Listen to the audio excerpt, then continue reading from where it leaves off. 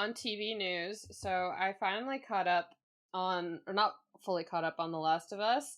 And in the last episode, I think it was episode 6, our girl Sally Ride gets a shout out, which is for everyone who forgot, Max Ride's namesake. Wow. Apparently, Ellie in The Last of Us is a big Sally Ride fan and even said, "Isn't that such a cool name for an astronaut?" It is a good name. That is a good name.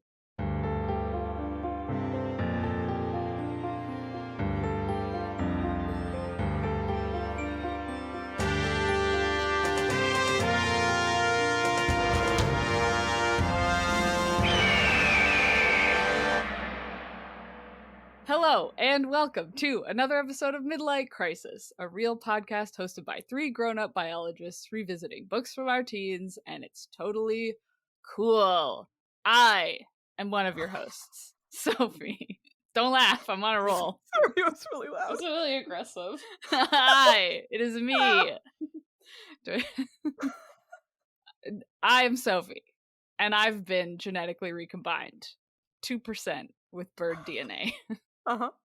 And that bird that I've been mixed with is a power eraser powder booby. I always forget booby is a type of bird. Booby. Powder booby. Did anyone put any great tits in here? Oh, there's Bird definitely list? some tits in there, yeah. Okay, great. Yeah. But we've gotten 2 boobies so far. That's Yes. the maximum amount. Yeah, that's the regular amount of boobies to have, so that's... Don't give me more boobies. This one's a powder booby. I don't which want that. Does seem... It sounds itchy. Well, maybe it's, to deal with sweat. Mm. This is too much. Anyway, I have power erasure, which is my erasure.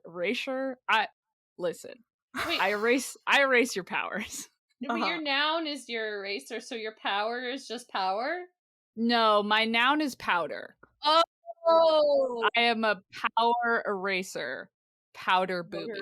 Sorry, I thought powder booby was the bird. No, the noun is powder, and then the bird is the booby. I will see myself out. Try and keep up. I will do my best. I'm just very dusty. Oh, God. Anyway, who are you guys? My name's Sam, and today I am genetically combined with a sticky plant penguin, but I'm only 2% that. Only 2% sticky. Only 2% sticky. Only 2% a sticky plant penguin. It makes it sound like sticky plant is the thing, Yeah. Yeah, but the superpower is sticky, which is truly awful. That's a good superpower. If that superpower is that you yourself are sticky, that sucks. But if your superpower is that you make other people just sticky, that is amazing. Because I would hate that so much. I would leave. I think that's just basically having a child. Oh. No, they're more goopy. I mean, it would come in handy if, I could just shoot stickiness out of my hands and then slow somebody down or get them stuck on the sidewalk or, if someone's chasing me. Yeah. Or if you can control, I'm just sticky to climb up this wall, Yeah, like Spider-Man. Oh. Yeah, right? I'm pretty sure I was envisioning Spider-Man when I put this in. You know what else? Because I'm a penguin, I would be a water bird, so I could put stickiness into the water and make the water more viscous. So if a seal was coming after me or a polar bear, I could just be like, boom, sticky, and then they can't go through because it'd be like a gelatinous mass of sticky. I can make a gelatinous cube, yes. Oh, wow. I don't think a polar bear would be a problem for you as a penguin. They're moving the penguins up north. Yeah. Listen, Hannah, Sam is the penguin, and objectively... Oh, that's true. She could go north. That was really embarrassing! No! Sam's right, because right now we are in low Arctic conditions. That's true. There are icebergs everywhere over there. In my defense, I was thinking of myself being mobile. Yeah. And being able to go to both Antarctica and the Arctic. I was not just thinking teleport. of penguins' geographic location and polar bears. You're so sticky that you can just... No, I can't make that work. No. I do just need to backtrack and clarify that.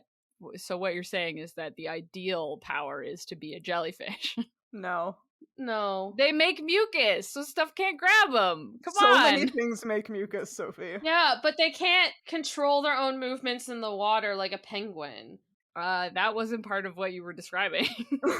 I was saying that I would be swimming away from a predator, so... Jellyfish are doing that. No, they're actively being floated by the ocean currents and are a type of nectin. I heard a lot of active in there. No, jellyfish are plankton. Oh yeah, no, sorry, they're plankton. Nectin can move, plankton. I got my mixed up. I'm nectin. The jellyfish are plankton. Yeah. You touch them and they swim away. Listen. That's... No. No, you're not gonna win this one. I have a degree in oceanography. They tell us many times about how jellyfish are plankton because they're such bad swimmers. And they get stuck in plankton nets on a regular basis because they can't swim away from even a plankton net. You know what can swim away from a plankton net? A penguin. Anything that's not plankton. Yeah. Well, you know what they can swim away from? Other plankton. Only when you're trying to feed them. And they're like, nah. Yeah. I would simply rather pass away by shoving my head against the one little defect on the bottom of this tank and shredding my entire body to pieces. Yeah, it's really important. It's Anyway. super important. Anyway. Who's the third person in the podcast? That was a lot. Oh my god, this is going super well, and my name is Hannah, but today, 2% of me is an absolutely horrifying bird, which is the tentacle cloud quail. No. Oh, and no. I hate the idea of a tentacle cloud. Yeah. The quail is fine, but... No, it's a cloud quail. A cloud quail with tentacles? So a cloud quail sounds like possibly the cutest thing I've ever conceived of in my head. Yeah, it would and be then really cute. there are just tentacles coming out of it. And then when it lifts its wings, they're not technically tentacles, but it has like the two arms like a squid does. Oh, which, yeah. Again, the only part of the squid's appendages that aren't tentacles, but people call them tentacles. Mm-hmm. So I'm imagining an extremely adorable quail that unfurls gigantic squid arms. Or it's like magic. And so it's just a teeny little adorable poofy quail. Aww. And then if you get too close, just the giantest, most terrifying tentacle bursts out of the ground underneath you. Yeah. That's also cool. It's my it's like how anglerfish catch prey, but I'm the lure. The quail itself is the quail lure. itself is the lure. Wow. Okay, we should move on. Yeah. Anyway, the reason we are genetically recombined with birds this week is because we are reading Maximum Ride, the Birdkid book. That's the subtitle, right? Yeah. Uh-huh. Maximum Ride, the Birdkid. No, it's the Angel Experiment. And as always, we've read 4 chapters. So how about you guys tell us what we read this week? And for the first time, the chapters were like kind of long, but like still stupidly short. So anyways, let's get started. Chapter 41 has us back with Max and Dr. Martinez, where after Max insists she has to leave and fly to her friends, Dr. Martinez then insists that she needs to, in fact, have an x-ray first. So she packs Max up in her car and drives her over to the vet clinic, where the chemical smell and men in white coats sends Max into a bit of a spiral, which, like, fair enough. Mm-hmm. Dr. Martinez reassures Max she's okay, and they proceed to get an x-ray of Max's shoulder, which the x-ray then shows she's got no broken bones, but some muscle damage, which will take a lot longer to heal, though Max does appear to have incredible regenerative abilities. But the x-ray also shows that Max may have a microchip in her, which means the school has been tracking them this whole time. Dun dun dun! Which then takes us to chapter 42, where some weird law enforcement, in quotations, men come into the vet office looking for suspicious activity, again in quotations. AKA, They are 100% just looking for Max. Yee. Yeah, because that whole microchip reveal, obvious. Oh my God. Gotta. Anyways, Dr. Martinez then talks them away very effectively. Honestly, I want her on my team with anything I'm doing. She's Mhm. great. Mhm, Yep. mhm. And Max declares she has to leave immediately, to which Dr. Martinez then asks her to stay for one more night of rest, which she does agree to. And that's that. Well, chapters 34 and 33 Nope. in that order. Nope. 43 and 43 and 44 are Nudge and Fang chapters. We first join them as Nudge is stubbornly flying into Tabisco, and Fang is stubbornly trying to convince her that it's a horrible idea. But Nudge outstubborns him, and they find the address of her potential parents in a trailer park, where they hide behind some shrubs and spy on a woman who could possibly be Nudge's mother, who is having a cigarette and a Coke for breakfast. Nudge is trying to hype herself up to go and say hi. Before she does, she hears the, quote, beautiful melodic laugh of an eraser. There are 3 of them also hiding in the bushes, including Ari, who, as you might remember, is Jeb's 7-year-old son who has been turned into a grown-up eraser man by the power of evil science. Mm-hmm. Ari taunts Nudge and Fang by telling them that their home has been burned down and the rest of the flock is dead. A fight ensues where Nudge and Fang do some cool tag team maneuvers. Fang gets the absolute shit beaten out of him, and Nudge saves the day with some spray paint to the eyes. The eraser's eyes, not her eyes. Ari finally pulls a gun, and the birdkids make a narrow escape back to their new home with the hawks. I love that there's always a fight scene before the erasers are like, oh, fine, gun. Yeah. They're like, all right, we have bullets. Yeah, I guess. Anyway. Oh my God. Guys, the microchip reveal got me so shook. I literally gasped out loud. I forgot about it. Me too. I had no idea about it. Oh, that's devious. It's a big one. It is a big one. Yeah.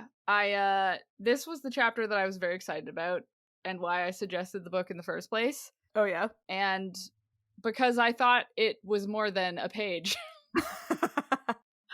Of Max being in the vet clinic? Yeah, where they're looking at her x-ray. Maybe there's another chapter where they talk about it back at Ella's house, but I just remember mind blown being oh my God, they actually looked at her bones and wow, that's so exciting as a 16-year-old, and then didn't think about it since. I mean, it is pretty cool. I really thought it was more time. But anyway, it's fun. It is fun. Yeah, normally, I don't know, normally you don't get concrete, anyway, we looked at your bones. Yeah, no, it's cool. In made-up books. And again, they don't look at her shoulder or where the wing attaches or anything, so that they don't have to explain it. That would be cool though if they did, huh? That would be so cool, is the thing. That's the thing. That is the thing. But I do just want to note that birds can heal faster usually than most other animals, so maybe it's not weird that Max's regeneration is very fast. Okay, I was wondering. Yeah, I was hoping you had an explanation for that. Yeah, weirdly, a lot of stuff just talks about bones, which again, as is said here, is faster than muscle. Yeah. That honestly surprised me. I didn't know that. Yeah, but even then, birds' bones will heal a lot faster than, or at least stabilize a lot faster than any other group. So I'm assuming the muscles will also do that. Yeah. Because I think she flies out of here, in 2 days. So. I mean, she's gotta. Yeah, because she's staying another night. Another night. 2 whole nights. 2 whole nights. Plus the one in the cabin. She just is taking her sweet old time. She's got shot. What do you want her to do? Walk there? I want her to not do stupid things that get her shot. Yeah. Yeah, but she had to know that she had a microchip, Hannah. I guess. Stupid. Just because it was helpful to the plot does not mean it was a good idea. Everything that's helpful to the plot is good. I can still be annoyed by her bad decision making. Yeah, Yes. that's fair. Yeah, it's also both convenient for the plot and horrifying to think about that this tracking microchip has been in Max for so long that her arm has grown around it to the point where it would be almost catastrophically dangerous to try to remove it. Yeah, I thought about that too. Like, they must have implanted it when she was very young, right? Yep. Yeah, I mean, I'm just imagining that they all tried to escape a lot. Oh. You know? Like, that's what I'm imagining. If it's been Yeah. terrible this whole time, and Yeah. I don't know, like, because Max in the last chapters was alluding to, like, oh, imagine puberty, but also you have DNA that isn't yours. And we briefly were like, oh, maybe they've, like, had to go through chemo. Like, maybe they've had to go through gene therapy. You know, like their bodies could have been rejecting this DNA for a really long time in horrific ways. Mhm. But maybe also it was like they would just, I don't know, fly around. See, my take on it was that they put the microchips into them early because their whole plan had always been for Jeb to take them off to try to socialize them, or like to give him a sense of freedom. Like this, I feel like it was all part of the experiment. So like Got the it. microchip was already put in them at the start of it. That was Yeah. my thought as well. Yeah. Gotta socialize your bird kids. I Yeah. mean, and maybe not the best word to use, but like, you know, they didn't really actually socialize, but you know what I meant. Yeah, take them to the bird kid park so they can meet other bird kids. So they can meet other bird kids. Exactly.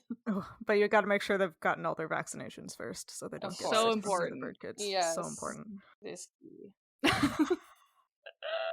Yeah, I feel like it could be both, you know? Well, and Dr. Martinez even makes the point that these microchips are similar to the ones that are used on really expensive or valuable animals. Uh-huh. Kind of fits with how I imagine the school would see these bird kids. Yeah. As really expensive, valuable animals. It's show dogs, for sure. Yeah. Yeah. It does make me wonder what the lifespan of these microchips is, though. I don't know how microchips work, and I did not think to look it up beforehand. Me neither, but I know, like, for your cat or dog, it's their whole lifetime. Yeah. You never have to get them replaced. And I guess these guys at most would have been like a decade, probably. Yeah. I mean, well, no. At most it would be 14 years, which is not the maximum lifespan of a cat or a dog. So Yeah, well within the lifespan of a cat. yes. I would argue with my 14-year-old cat. She's like middle-aged. My dog died when she was 8, so never made it.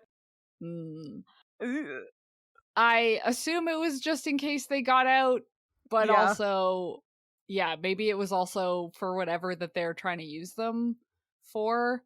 They would want a way to, like, I mean, like, it's so weird because it seems like they're using the erasers for, like, a function. Yeah. So, like, clearly they made the bird kids for a function. Yeah. But also it just sort of seems like they just want to catch them and dissect them. Yeah. Which is, like, again, like we've talked about a million times, this is just to make them be evil scientists. Mm-hmm. Rather than, like, they have a purpose, which, again, we're not sure which one is better. Like, no. Are they terrible because they're actually doing good science, or are they terrible because... but anyway. But yeah, maybe if they're using them for, like, spy missions or whatever, they'd want to still be able to keep track of them. Yeah, that would make sense. I wonder if they do, like, I think we've talked before about how these bird kids might be a sort of pilot project, which is why they are just, like, being experimented upon. Kind of janky. Yeah, but, like, if they are a quote-unquote prototype version, then you would want to keep track of your prototype. But also, I wonder if they were going to be used for a purpose, if they just didn't get to that point before Jeb took them. Because, like, he took them all when they were very young. So, like, maybe there is a purpose that we just don't know about because Max doesn't know about it. That's true. Yeah.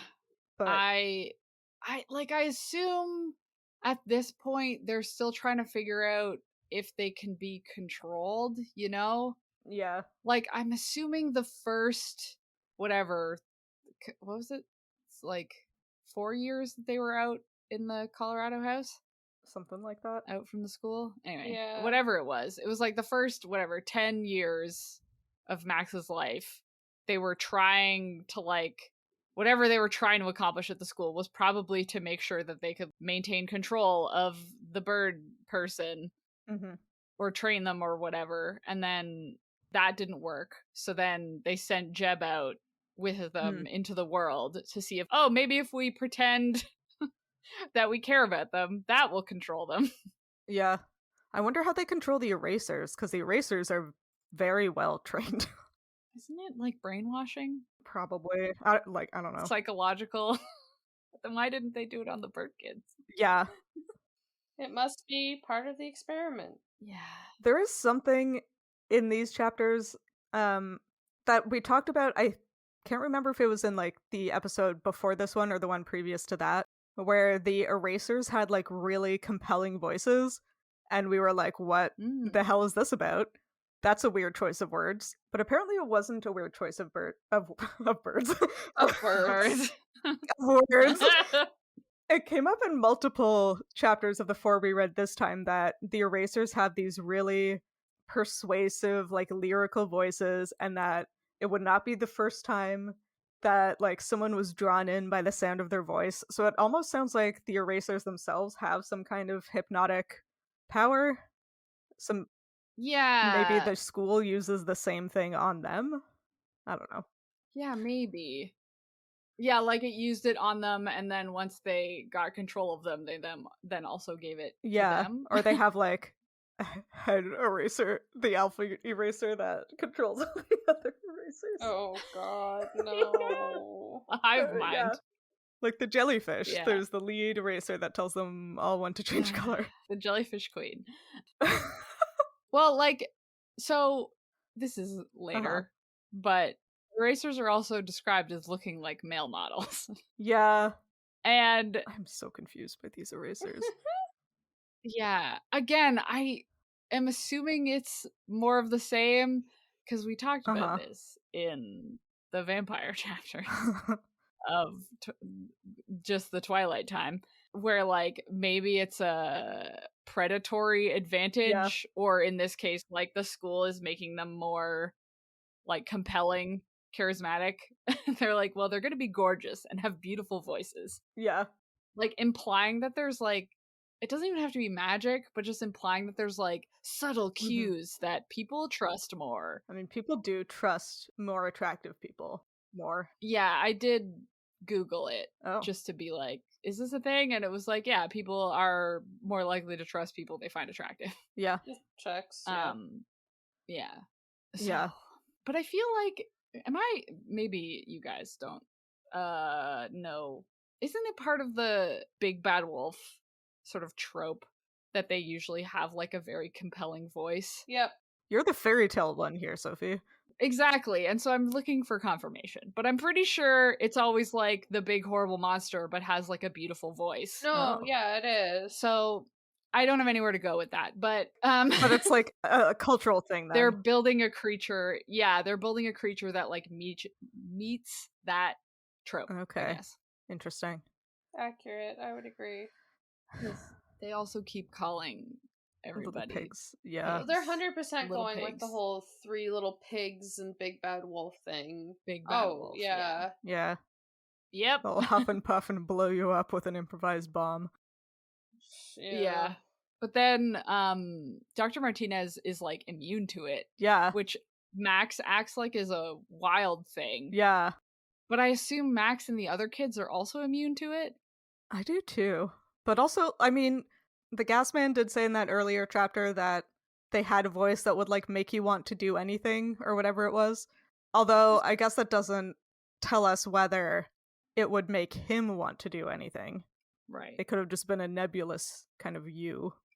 Does Dr. Martinez have some sort of former association with the school? Oh, is this something I that hope comes not. up? Like that she left? That would be so sad. And maybe that's why she's not compelled by them, because she has like some antidote to the eraser's compulsion in her system now. Or maybe it might be like if you know about it already, you aren't compelled by it. Yeah. Mm-hmm. I don't know. I've said many times, I don't remember anything about these books, but for some reason that just tickled my brain. That also tickled my brain as soon as you said it. Oh, right? no. But I was like, yeah, I almost feel like it. I could be wrong, but I almost feel like it's one of those things where it's a reveal in a later book, just to kind of ruin the relationship, you know, like to be like, suck it, Max, and it's like, okay, well, he didn't have to ruin that. I'm gonna Google it because now I need to know. Okay. oh. Because I'm mentally pushing back against this so hard because I really like Dr. Martinez and I want her to be good. Feel like Oh shit! Sorry. Oh right. Wait. Now I remember what it is. Yeah. Oh. Do we say it? Oh no. Oh no! Is it revealed in this book? Am I right? I think it's not I revealed think in I'm this right. book. You are, but also. Yeah. Isn't Dr. Martinez Max's mom? Dr. Martinez is Max's mom. Whoa! See, I knew it! I was like, wait a minute. Oh! Oh, yeah. Yeah. She worked on the Avian Human Recombinant Project and donated the egg that would become Max, but was shut out of the project once the embryo was viable. Whoa! Right. See? Yep. Sam, you nailed it. Yeah, you did nailed it. You did nailed it. Damn. Oh. I was not going with the whole that she was her mother thing. As soon as Hannah screamed, it exploded in my brain. Like I was like, oh yeah. This Oh my also God. makes sense for why she was so chill. The fact that there was a child with wings in her house. Yeah. This makes more sense. Yeah, and why there's been so much like, wow, wouldn't it be great if I could just have this all the time from Max? Yeah. Wouldn't it be awesome if this person was your mom? How cool would that be? Yeah. Such subtle foreshadowing. Wait, so does this mean Max is Latina? Because that hasn't come up. I guess you wouldn't know. Yeah. That's fun. Yeah.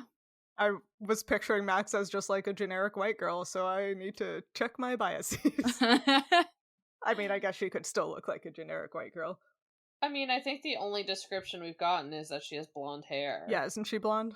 But yeah. Anyway, I'm gonna talk myself into an awkward corner. Sure are. Well, that was a dramatic reveal that we didn't mean to do.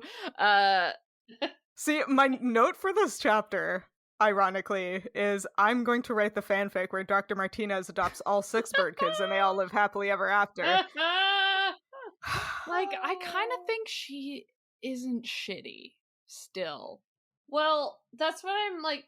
That was more where my point was going, was that she was involved with them when she thought the mission was like something that would benefit and be good.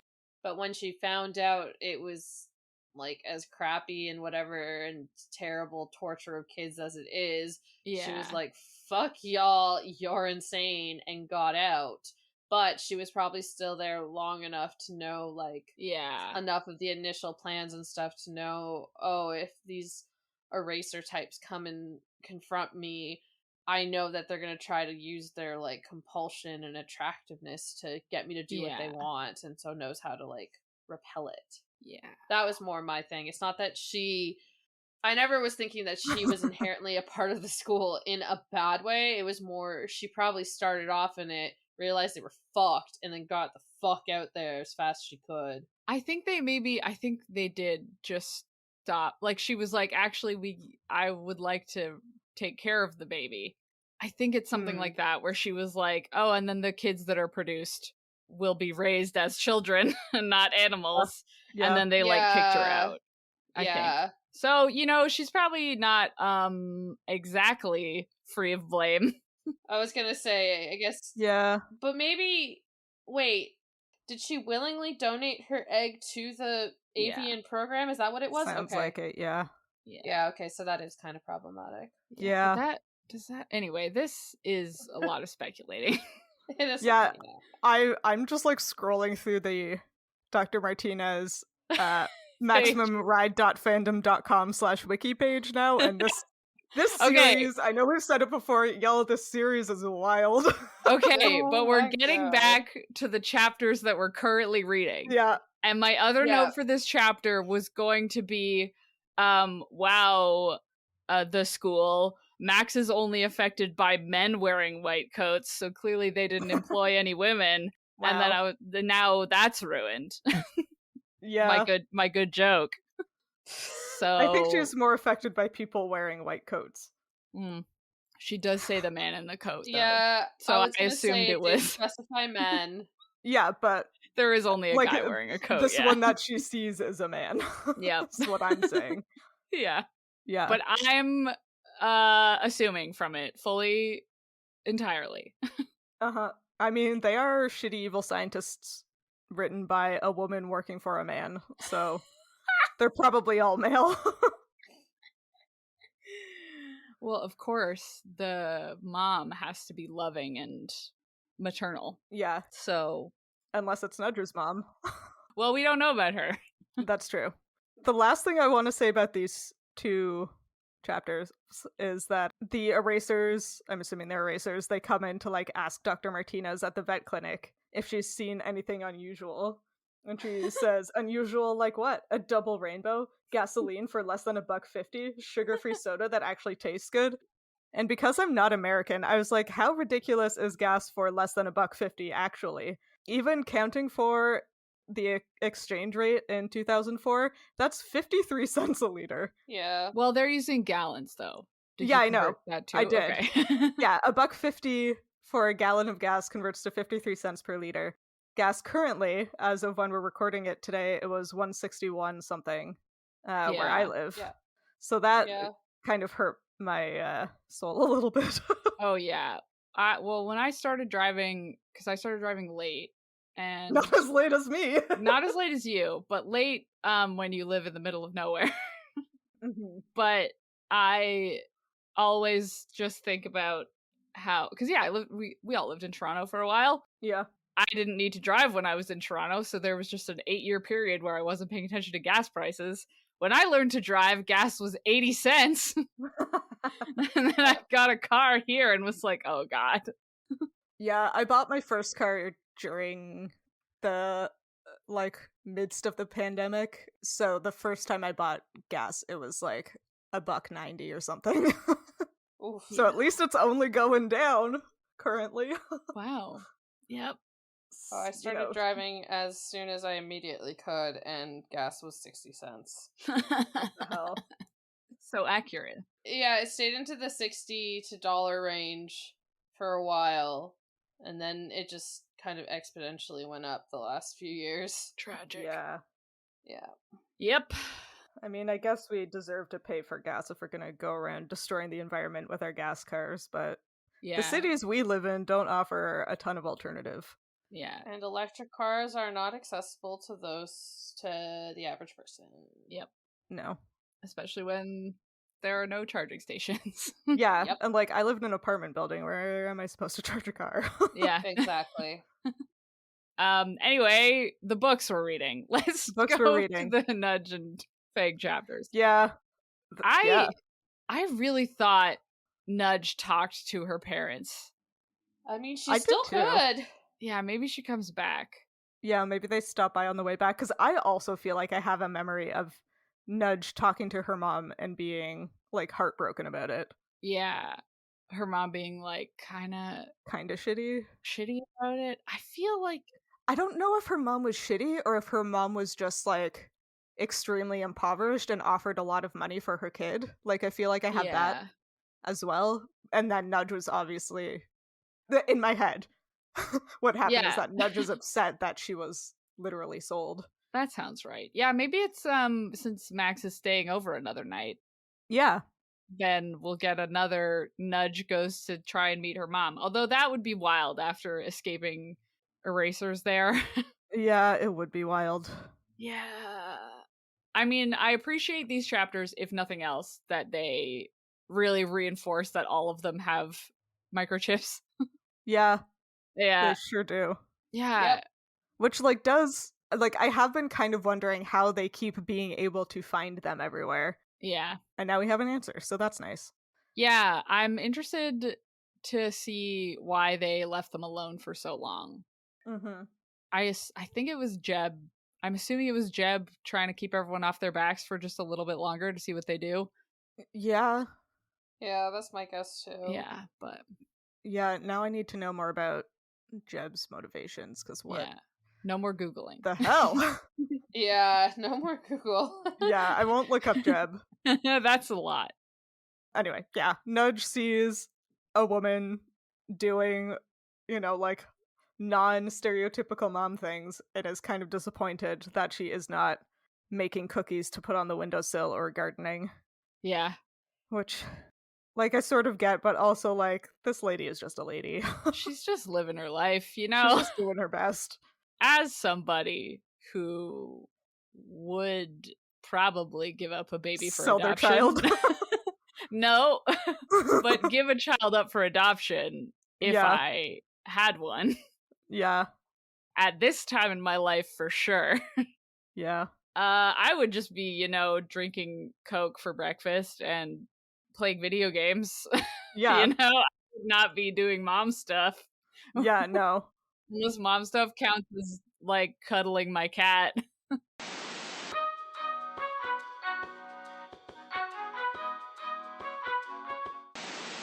We had to end the recording and start again, but Yeah. this is like the second episode in a row where this happened. Whoops. Yeah. Hey, if anybody knows any alternatives to free podcast recording, turns out ours now has a time limit. What a good time that is. Definitely what you Great. want to do in the middle of an episode. Anyway, much like we were thrown off, Nudge is thrown off, about to talk to her mom by the eraser. Listen, I still think it's a bad idea that Nudge talks to her mom. Yeah. I guess I get it, but geez. Yeah. No, it's dumb. Yeah, especially going in just like preemptively having these preconceived notions of what a mom should be, you Yeah. know, It's all baking bad. cookies, gardening. Yeah. Yeah. Yeah, I don't know. I feel very strongly that this is not going to end well, but I also No. understand Nudge's compulsion to try to connect to someone. Like, she Yeah. says to Fang that, like, Fang wouldn't care if he found his parents because he doesn't need anything or anyone, but Nudge isn't like that and she needs people. Which honestly is rude to Fang. It's, like, Yeah. rude to Fang, also very preteen of her. Yeah. Anyone older just doesn't understand, but Like, Fang has done nothing but take care of her for the past, Yeah. like, 2 days. yeah. Like, he comes with her down to this thing, even though he thinks it's a really bad idea, and she just, like, immediately throws it in his face. Yeah. Preteens. Preteens. And, like, Fang doesn't say anything, which Yeah. I interpret as that hurt my feelings. Yeah. Yeah. His feelings So- are hurt. Yeah. And, like, I get that Nudge is, like, an angsty preteen and is lashing out at someone who won't actually abandon her for being lashed out at. Yeah. But damn, Nudge, that was mean. That was cruel. It was just not nice. Well, and Fang is probably so worried about Max and Angel and Iggy and the Gas Man right now, right? Like, Yeah. because they all say that, like, Max is the leader and Max takes care of them, but what we have seen is that it is, like, or it does seem to be quite a partnership between the two of them Yeah. taking care of the rest of the family. Like, ironically, it seems like Max is the charismatic leader, Yeah. but Fang is the one who actually takes care of everyone. Yeah. Yeah. Fang is the mom friend. Yeah, makes sure there's enough food, like, everyone's got somewhere to sleep, like Yeah. like Max was doing, like, the medical care, I guess, on whoever was banged up, Yeah. but it does seem like they're both kind of doing it, huh? Sure does. Yep. It's fine, Nudge. Yeah. But yeah. Listen, they're all wildly traumatized, and this is how Nudges is rearing its head at the moment. And 13. Yeah, 11, I think, Or isn't less. Yeah. she? Yeah. 11. I mean, Yeah. Fang is only 14, so he's probably also awash in some weird hormones. Yeah. I mean, he does say at some point, it's okay, you're just a kid. It's Yeah. like, so are you, Fang. Yeah, it's like, my Yeah. dude, you are 3 years older than her, which I guess is a lot at Yeah. at those ages, but still, like, But you are not a still. grown-up. Nobody's a grown up. Nobody here is a grown-up, and all the grown-ups are evil scientists. Yeah. Also, like, kind of wild that Nudge just believes the erasers. Yeah, it's not a whole lie, like, they did I mean, the erasers didn't burn down their house, Iggy and Gasman did. Yeah. Their cabin in the woods. But, I don't know, it's not, like, unbelievable that Yeah. everyone else would have been hunted down, especially since they know Max is missing and they don't know what happened to her. Yeah. Mm. And I can also imagine with everything they've been through, it would be so easy for your default thinking to be, what is the worst possible thing that could have happened? And it's like, our home has been burned down and the rest of our family is dead. Yeah. Yeah, fair. So I get it. I get it. And I guess just cementing to Nudge that Fang doesn't need anyone or anything. Fang is surprisingly calm. Yeah. Fang processes everything inwardly, and Nudge does all of it all over her face. Yeah. I mean, yeah, it's fine. You know, Yeah. the trope of like a teen girl Yeah. being nonsensical and emotional. That's fine. Yeah, I mean, like, I am also extremely emotional, so I kind of like that Nudge is acting like an actual 11-year-old a little bit. Yeah. That's Yeah. yeah. Well, I mean, until she starts doing like karate on the erasers. yeah, this was like so clearly they have trained to do certain attack moves together. Yeah. Like pinwheel. Like pinwheel and on the count of 3, which means the count of 1, Yep. which is because I don't remember specifically now, but I feel like Iggy and Gasman didn't really like one of our gripes was like, have they really never accounted for the erasers coming to find them? Yeah. Well, they did have the like up and away thing that they both knew True. exactly what that meant. Yeah. Although that's not that hard to parse out. Yeah, I think So- I could figure that out also. Yeah. Yeah. But the first thing Nudge does is shove one of the erasers backwards so that he becomes impaled on a big cactus. Yeah. And I was like, lol, maybe she's 2% Shrike. Ah, the best bird. They're pretty good. They're They're- kind of alarming. Yep. Because they're the birds that impale things on like fences and twigs And cactuses. and cactuses. Specifically. Yeah. So Nudge might be 1% ferruginous hawk and 1% Shrike. Yeah.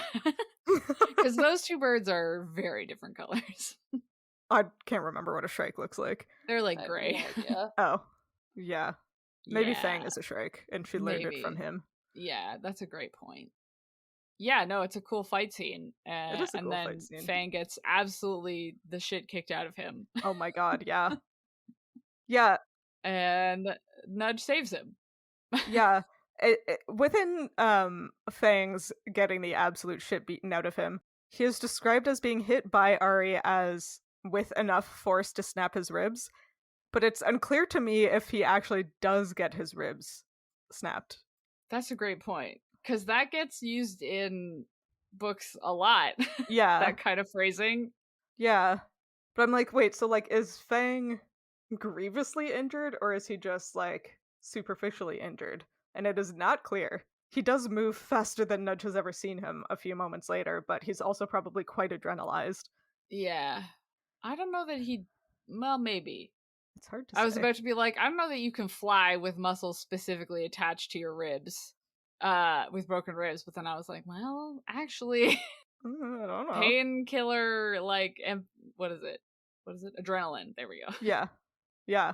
Can basically remove all pain. So Yeah. interesting. I guess we'll find out. We'll find out later. Yeah. I don't think he does Probably not. because he's a main character. I just, for some reason, it seems like a weird choice of words. Yeah, it does. I mean, Max is also a main character and she got shot. In this book, a weird choice of words. Yeah, I know, right? So bizarre. Okay, there's more eraser stuff in these chapters related to their morphing. And last time we had talked about like how they actually physically turn into things. Yeah. And one thing I had brought up is that humans and wolves have different numbers of teeth. So how did that work? And we have that horrifyingly confirmed in one of these chapters where they like open their mouths and fangs erupt from their gums. Yeah. Like so a they have snake. retractable teeth. Yeah. Yeah, I was right. You were right. Hinged Yuck. teeth. Hell yeah.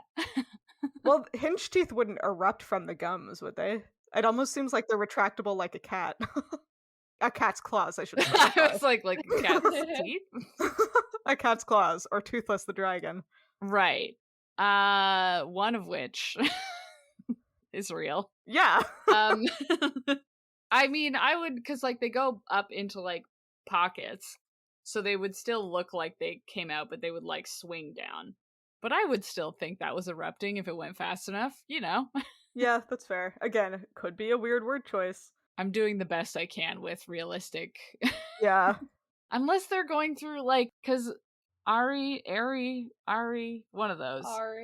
Ari was is an 8-year-old who is an adult man, which I do want to just say that not just calling them male models. Yeah. An 8-year-old.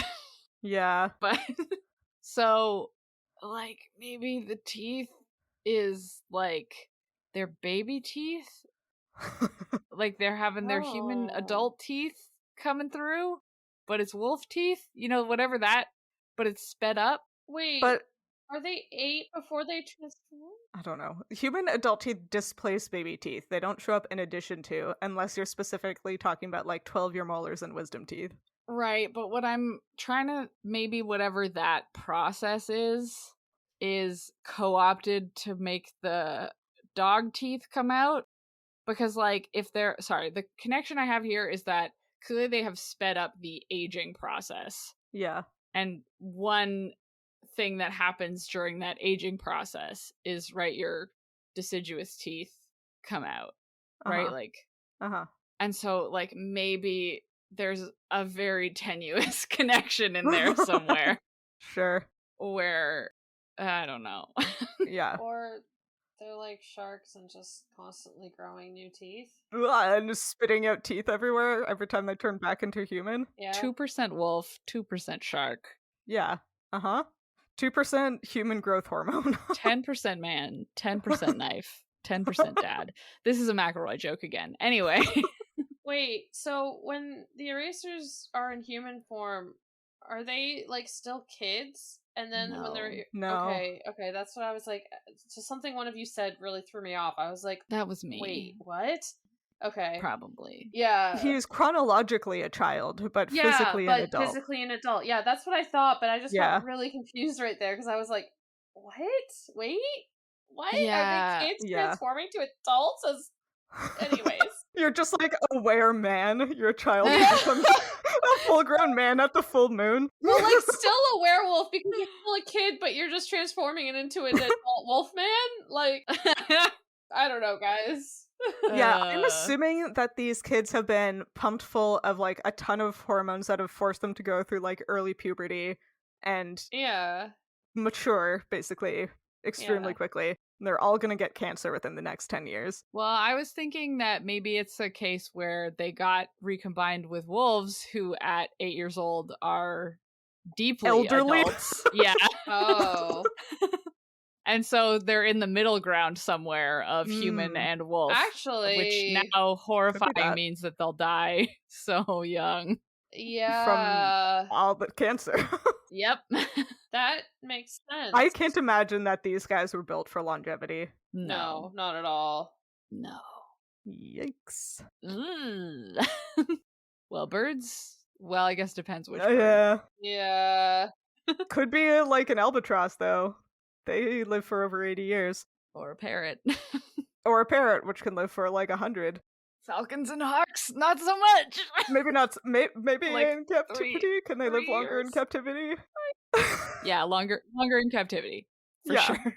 Which is sort of what these guys are. Yeah. Captive by their 98% human genome. Yeah, if they don't get eaten by predators. Which is looking less and less likely with every chapter in which these erasers show up. Yeah. Also, I love that Ari's insult of choice is to call them mutants. Yeah. Uh, And freaks. Mutants and freaks. Mutants and freaks. Nudge is just like, oh, like you're not a freak yourself. Nudge said meanly.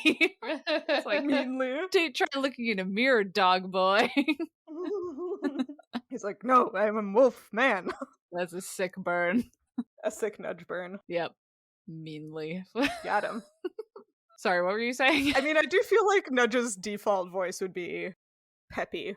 So maybe she Yeah. has to specify when she's being mean, because otherwise she just sounds like a peppy Nudge. Yeah. Otherwise it sounds like a compliment. Yeah. Try looking in a mirror, dog boy. You look great. You look great. My, what long teeth you have. I hope there's more Little Red Riding Hood and or Three Little Pigs, because there will be, so I'm choosing to be excited about it. That's a good way to approach this. Yeah. And then Nudge immediately takes the blame for Fang getting hurt. Yeah. Great. Because even when you're 2% bird, you're still 98% socialized as a human girl. Yeah. Yep. Well, are you? Eh. Are you? In a lab? Well, but Jeb took them. No, to the yeah, Birdkid you're Park right. for socializing. Sorry, of course. I mean, they do seem to consume pop culture somehow, so Somehow. God stuff and God stuff. Tarzan Yeah. and baseball. Yeah. Anything else? No. No. Okay, great.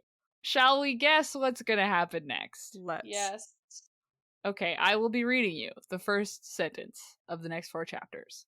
Chapter 45. Angel stared and stared and stared at Jeb Batchelder. Well, Oh. What do you think will happen in this chapter, you guys? a reunion. I think Angel's going to stare at Jeb. Yeah. I think she's gonna bite him. Yeah. I hope so. Maybe she will speak for the first time in her captivity. That's a good guess. Because she yeah. hasn't yet. Yeah, that's a good guess. She'll be like, "You! How dare you? We thought you were dead." traitorous bitch. Heck you son of a gun. Yeah, that's a more likely than Big mine. fat jerk. And he'll be like, who taught you language like heck? And gun. Gun. How dare you say gun?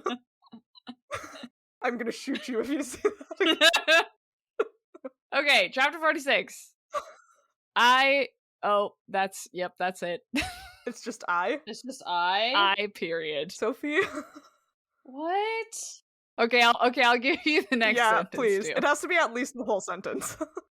I period Uh-huh. am period. Oh. Oh. Is it Max? It's Max because it's first person, so it has to be. So she's Well, it could be in quotations. Is it in quotations? It is in quotations. So it could be Nudge. It could even be Angel. It could be Iggy or Gassman too. Okay, I'll give you the remainder of in the quotations. How about that? Yeah. Yeah, that's the quotations is a sentence. There's periods. There's 3 periods in it. No, Give us the sentence as it would be spoken, Yeah. without the punctuation that's used for emphasis, Exactly. only using the punctuation that's used as punctuation. exactly. Okay, fine. I am in heaven. I said, inhaling deeply. Oh, it's Max. Max. Okay, so obviously Dr. Martinez is still spoiling her or something. Yeah. Yeah. Making her. Spaghetti. Oh, I was gonna say lasagna or mac and cheese. Oh, there you go. But it's definitely pasta. Yeah. I will say it's on brand for the chapters we just read. Oh, it's cookies. Oh. Cookies. Okay, I was like, it's dog food? Like, what do you mean? Yeah, she's eating fresh dog food. Ew. Sam's favorite. Wet. Oh. Chapter 47. Nudge still couldn't accept that Max and the others were dead. Oh, right, because the erasers made her think that. Yeah. Um, I assume they're back with the Hawks? Or flying Yeah. back to the Hawks? Yeah, either en route or back, and Nudge is just having a mental breakdown, which fair. If my whole Yeah. family was dead. Yeah. A mental breakdown both ways, to and from. Yeah, to Pisco. and from, true, yeah. Just a different one in each direction. Yeah. I realize that I am Nudge. God. Nudge needs a hug so bad. Yeah. Fang, you've given her chocolate bars, but can you give her a hug? Please give her physical affection and not just acts of service. Her love language might not be physical touch, though. You don't know. Yeah, but I feel like it is. Yeah, it might be fair. words of reassurance. That's true. And he's also not doing that. He's not doing that either. Nope. Okay, chapter 48. Okay, The next morning, I pulled on my new sweatshirt.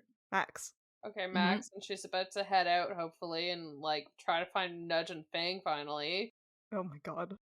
Do you think, we're currently recording this in April, do you think by the time we hit summer, Max will have reunited with anybody? Okay, well, hold on. Uh-huh. Do you mean the episodes that come out in the summer? Either, honestly. Okay. Currently recording for May, so I think by the episode that releases end of July, maybe early August, they'll meet up again. I think in the 4 chapters after these ones, so 2 episodes from now, they're going to be back together because things happen so quickly. Good point. Yeah, But things happen quickly in very small chunks. Yeah, is the maybe the thing. next 4 chapters will all be Iggy and Gasman. Yeah, or it'll be like one chapter, Max decides to leave. Another chapter, Max is looking for them. Another chapter, Max sees some hawks in the distance and goes to take a Yeah. look. Another chapter, Max is looking at the hawks and then she hears someone call Max. And then the chapter after that, they all reunite. They all reunite, yeah, maybe. Accurate. In that time, Iggy will have, like, built a nuclear bomb out of a tree somehow, and the gas man will have, like, farted all of the erasers into submission, and Angel will have just, like, transcended into a ball of light or something. Yeah. My hypothesis is that we don't hear about Iggy and Gasman for a while because they're flying to meet up with them. Mm. Oh, yeah. That would make sense. Is my theory. And maybe because we're supposed to think that they're dead also now. Yeah. Maybe. True, yeah. It's a possibility.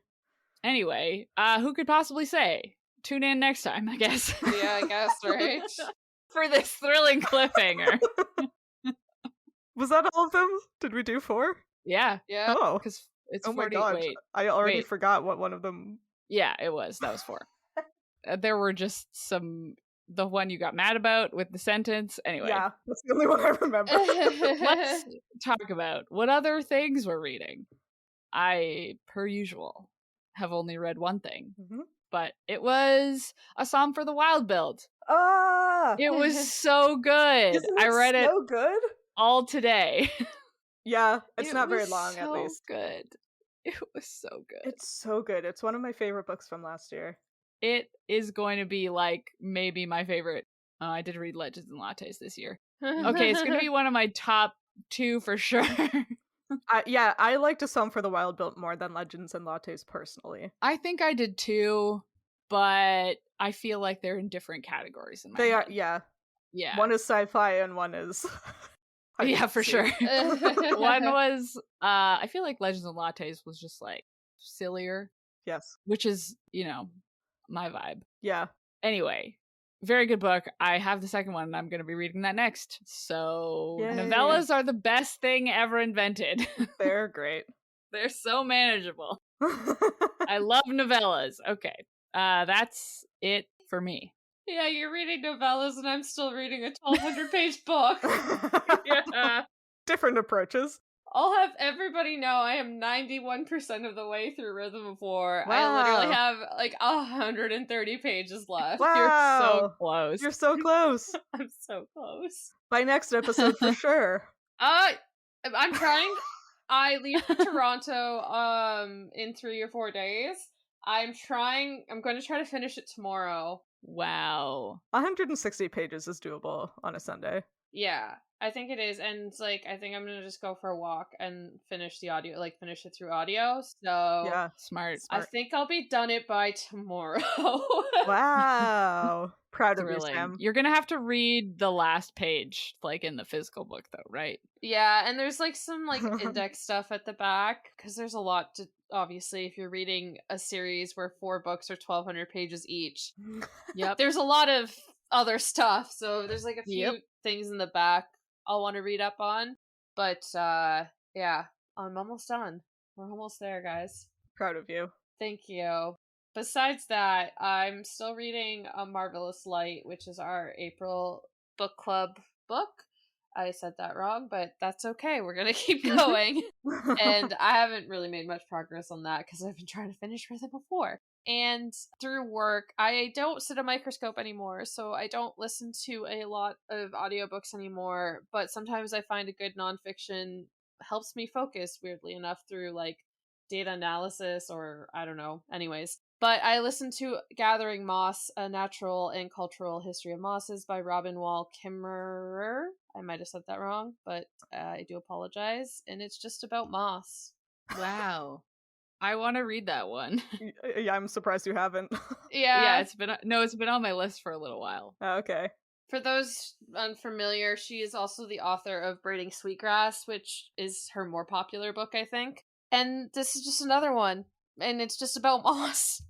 And Wow. it's fun. It's a good time. Yeah, Dang. it's just very peaceful to listen to while you're trying to debug your code. That's all. I Sure. love that. Yeah. So that's it. That's all I have to report. How about you, Hannah? I'm also reading a novella. Whatever. Whatever you want. Yeah, I'm about halfway through it because I keep reading it in the evenings and falling asleep, which is not a commentary on how good it is because it's very good. But it's Untethered Sky by Fonda Lee about basically a falconer whose falcon is a rock, by which I mean ROC, the giant bird, not like rock as in a stone. Mm. It's very interesting and very unique. And then I'm listening to 2 books, a nonfiction book and a fiction book. The nonfiction book is an audio version of Wonderful Life, The Burgess Shale and the Nature of History by Stephen Jay Gould. And I already offended Sophie with my opinions about that one once. Oh. Because I find it very pretentious. But it is like like you said, the first book about the Burgess Shale. Yeah. Much. I think you thought it was a book that came out like this year. No, I knew it came out in like 1990. 1989. Yeah. Oof. Yeah, but it's written so pretentiously, which is a shame. And I think it's written like most science books, which are often very pretentious. Yeah, from the 90s particularly. Yeah. So the information in it is very interesting, but I wouldn't recommend it as an audiobook because it keeps referring to figures. Oh, yeah. Oh, yeah. So there's that. Don't read that one as an audiobook, but it's probably fine as a physical book. It's also hugely out of date. Just so, like, don't read it for that reason. Okay, that's also good to know. Why am I reading it? Yeah. I got it from NetGalley, and I was like, ooh, a new book on the Burgess Shale, and then I went to add it to Goodreads, and it was like, this was published in 1989, and I was like, I don't know why this is on NetGalley, but okay. I assume it's a new audio edition. Must be. Yeah. And here is my recommendation. Don't listen to this audio edition. He also keeps saying panoply, which I don't think is how you pronounce that word. I thought it was panoply. No idea. I don't know that I've ever said it out loud, so... Anyway, someone's gonna tell me that I'm wrong, so that's fine. I'm gonna move on to In the Lives of Puppets by TJ Klune, which I actually do want to talk about, but I won't because it's delightful and I don't want to give spoilers. I was gonna say, I'll take my headphones off. Yeah. If you like TJ Klune books, you're gonna like this one too. So far, I would say it is tied with Cerulean Sea for me. Oh, that's good. It's so good. Aww. I love it so much, and I want to read it again, but I haven't finished it yet. You know that feeling? Yep. Yeah. Yep. And then maybe by the time you hear this episode, I'll be reading The Kaiju Preservation Society by John Scalzi, which is our Midlight Book Club book for May this year. We'll see. We'll see. Maybe you'll find out on Instagram or Twitter if we've actually started reading it yet, but not right now. Not now. Nope. If you liked this chapter of Midlight Crisis, consider rating and reviewing us on Spotify or your podcatcher of choice. You can talk to us and find fun-related content on social media. We are at Midlight Pod on Facebook, Instagram, Twitter, TikTok, and Tumblr. And all chapters of the show thus far are available on our website, midlightpod.podbean.com, and on YouTube. And Nudge, noticing the same thing that many of us millennials are noticing about our housing options.